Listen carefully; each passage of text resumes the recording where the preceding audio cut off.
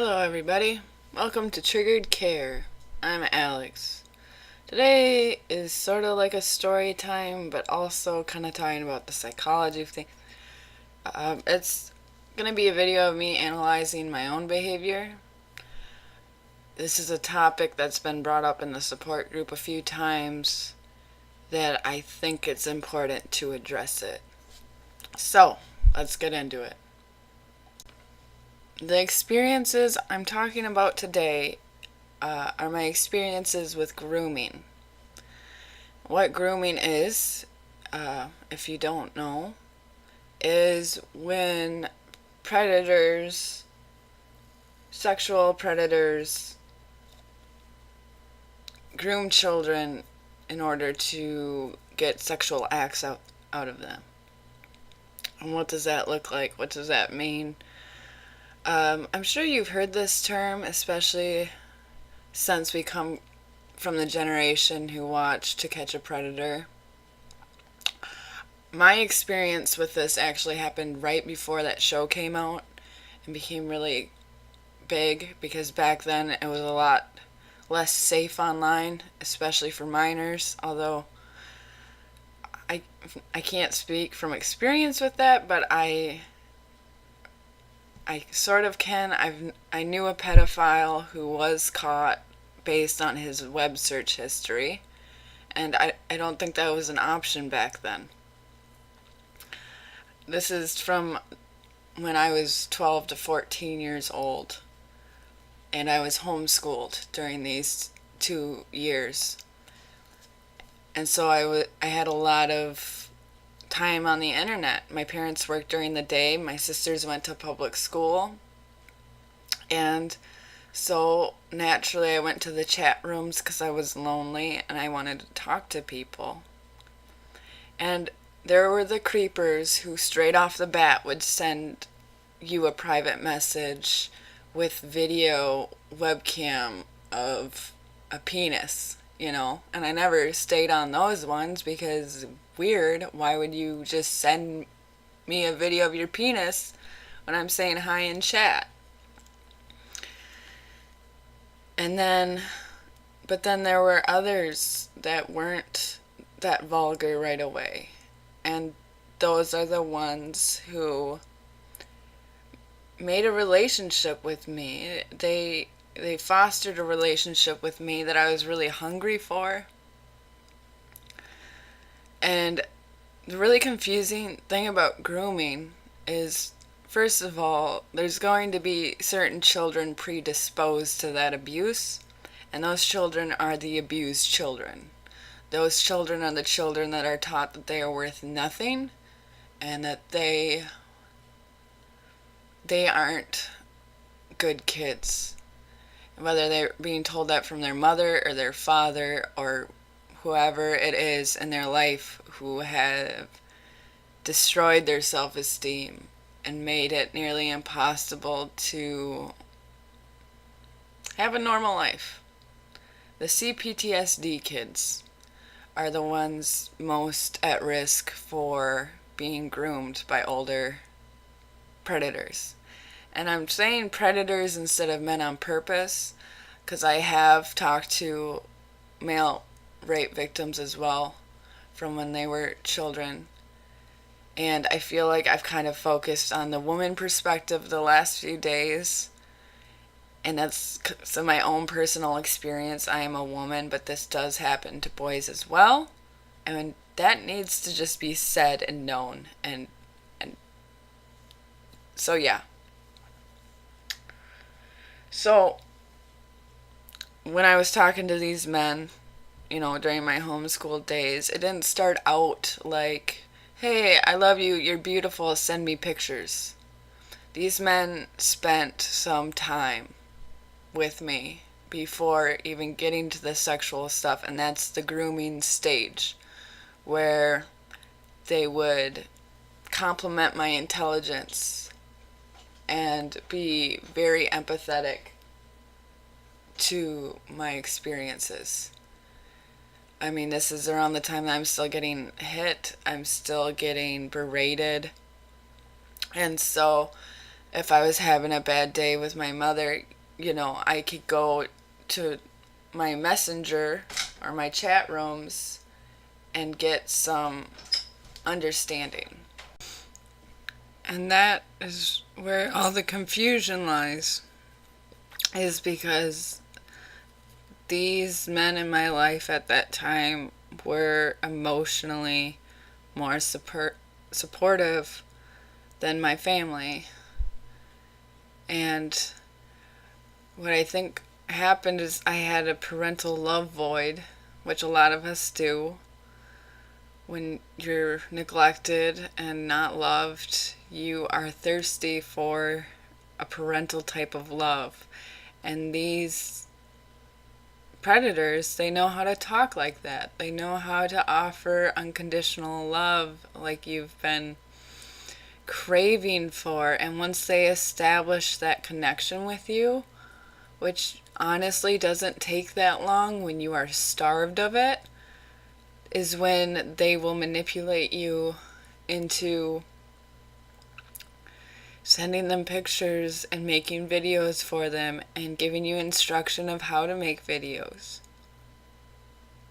And I always lied about where I was from on these chat rooms because I was more terrified of one of these men coming and finding me and getting in trouble for my mother than the concept of what would happen to me if these men found me themselves, as they are predators.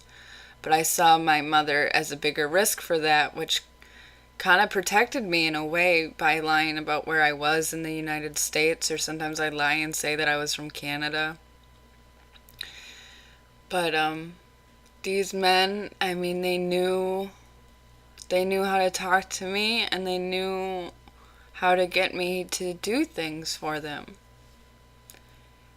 And when I got out of college, I thought about it every once in a while, like, oh yeah, those were the days of weird stuff, like it doesn't really hit you the gravity of the situation until you start talking about it and until you start thinking about it. And that's when it really starts getting disturbing and uncomfortable, and then you try to avoid it because it's too painful. Because they took a love from you that you desperately wanted to give out and have returned. You desperately wanted that unconditional love feeling. You wanted to be valued. You wanted to be seen as beautiful. You wanted to be seen as somebody worth something. And they provided that in an environment that was void of it. And my first dive into recovery, I didn't even really talk about my sexual assault past because I had so much from my mother that the level of terror that she created in my life, everything else in comparison pales. There's no competition there. My mother broke me a lot more than these men did.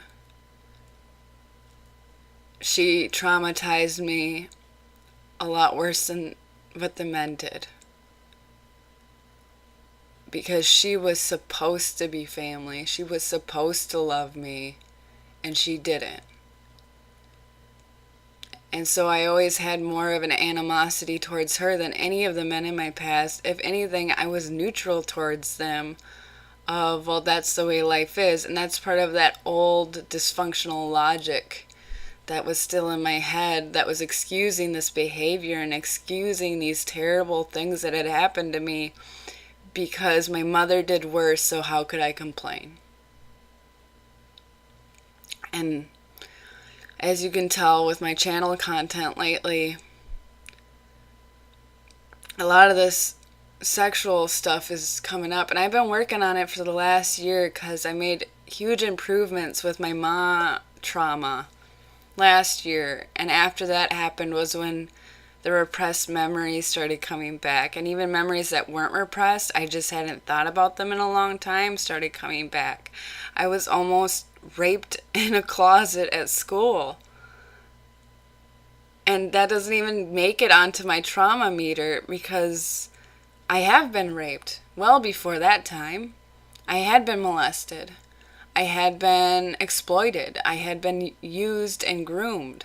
So by the point that happened, it's not that big of a deal in your head. And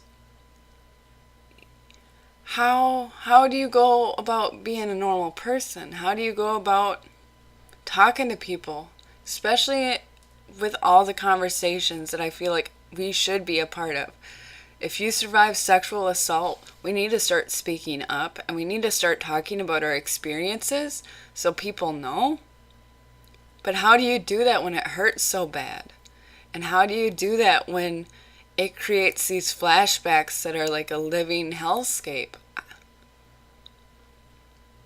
So I'm hoping that these videos help validate. And if you have a similar story, if you have thoughts and feelings that you want to share with me or the community, I highly encourage you to talk about it. Because it's not going to get better if you keep ignoring it. It's going to get a lot worse, and it's going to make the PTSD a lot worse. The men who groomed us, chances are they were probably abused as children. Whether sexually, mentally, physically, whatever the case, they were probably abused as well. And these cycles of abuse that we get stuck in, it's horrifying. And then when you realize how widespread these cycle of abuses are, that's also horrifying. And it's time that there was a public forum for, this is going on, and it's going on pretty prevalently. This isn't some faraway land. This is in the United States. This is in whatever country you're in. And it needs to be addressed. It needs conversation. It needs openness. And part of the reason why that doesn't happen is because survivors are so scared and uncomfortable with talking about it. But it's time that we take that fear and we churn it into energy, and we churn it into spreading information. And even if that's just your experience, that is valuable information. The men that I knew who were my groomers, who were my pedophiles, there were at least a half a dozen of them. And a lot of them I knew on a first name basis. Some of them didn't share their name, or, it was an obvious fake name. But some of them shared some personal information with me. And some of these men had children who were around my age. Some of these men worked in their communities and was a well-respected person in whatever place they were. Some of these men were college students in dorm rooms. Some of these, there were all sorts of men. There's not one stereotypical thing of, oh, that guy's a groomer. They camouflage very well into their surroundings. The pedophile that I spoke of earlier who got caught, I was close with him for years. And not like we were close friends, but he was in my friend group and I knew him. I bought him Christmas presents. And I had no idea. A couple years ago, I realized that I didn't like him because he showed some toxic habits and thinking patterns that I really didn't like. And so I kind of distanced myself from him. But, my other friends were more alright with him, so I kind of just put up with him. And then you learn that somebody that you welcomed into your home, somebody who has been to your family holiday parties, is that person. And it is everywhere, and it is impossible to tell sometimes. I'm a survivor, and I am extremely upset at myself that I did not see it sooner. But it also made me realize how easy it is to hide something like that, even from a fellow survivor. Like, I caught on enough to know that I did not like him and I did not want to be around him. But that's a different feeling than knowing that someone's a predator, because that will ignite my animal brain anger. So I hope this was validating for those who need validation, because of how confusing and terrifying the grooming experience is once you're old enough to understand it. If you have, any questions, any remarks, you can post them here. You can post them on the Reddit, on the Discord, on the Facebook. I really like supporting people, and I really like helping. And at this point, my PTSD, I'm in a PTSD storm right now. But these videos have been helping. And hearing positive feedback of thank you for sharing, or thank you for making me feel less alone, that really helps me. So thank you guys. You guys are really awesome. I love my support group communities. You guys have been an integral part of my recovery. So thank you. Like I said, resources in the description, all the pages in the description, and let's just try to get through the next couple weeks as best we can. And I hope that you guys are doing really well. And thank you for listening. Have a good one.